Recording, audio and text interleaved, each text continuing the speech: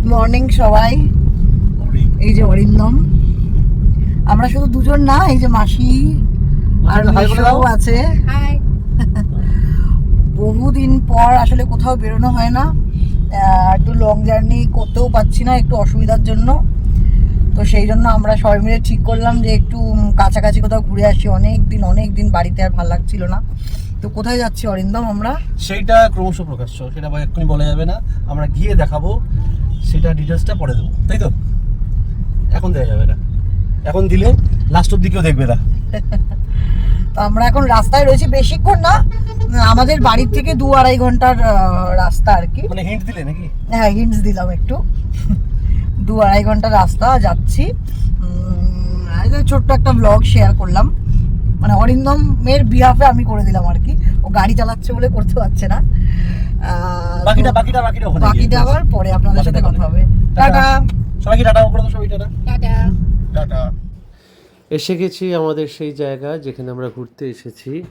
মোটামুটি যে হোটেলে আসি সেখান থেকে এই ভিউটা দেখালে হয়তো অনেকে গেস করে নিতে পারবেন, ইভেন হোটেলটা দেখালেও হয়তো বুঝে যেতে পারবেন।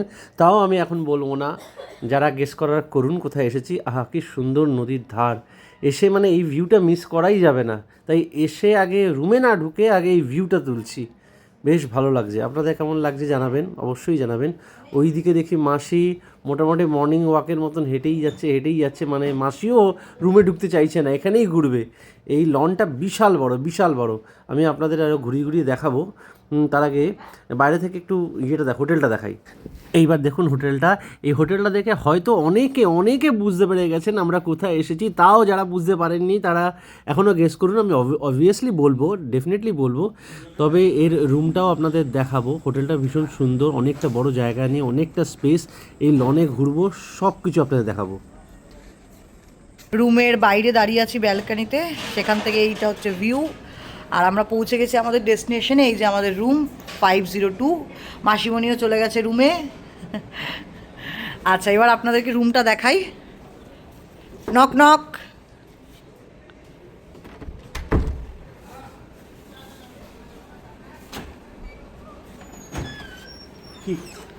রুম এই ঢুকে এই যে আমরা লাগেজটাকে রেখে দিয়েছি। এই রুম, এদিকে দেখা যাচ্ছে টিভি। হ্যাঁ, অ্যাকচুয়ালি আমরা রয়েছি, হ্যাঁ, ওই যা কমপ্লিমেন্টারি দেয়। ওয়ার্ড্রোব, এই বসার জায়গা, এই হচ্ছে রুম, এই হচ্ছে ওয়াশরুম, এইবার যেটা দেখাচ্ছি সেটা হচ্ছে ভিউ রুম থেকে। চলো অরিন্দম,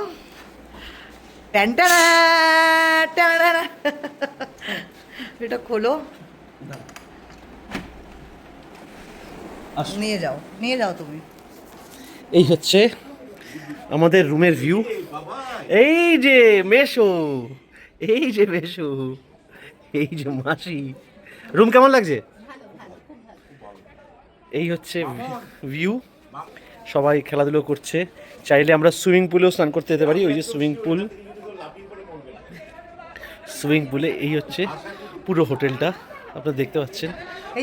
পুরোটাই বলতে গেলে ভিউ আছে। হ্যাঁ, রিভার ভিউ পুরোটাই। এখানকার অ্যাট্রাকশনটাই হচ্ছে ইছামতি নদী। হ্যাঁ, আপনারা ঠিক এবার ধরে ফেলেছেন, আমরা টাকিতে এসেছি। আর এটা হচ্ছে হোটেল সোনার বাংলা। এটা দেখতে পাচ্ছেন, এটা হচ্ছে হোটেলের ঠিক সামনের গেট।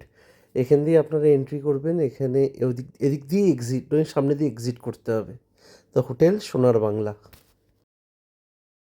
অনেক দিন ধরে বেরোই না, তাই হঠাৎ করে একদিনের জন্য চলে এলাম সোনার বাংলা টাকি।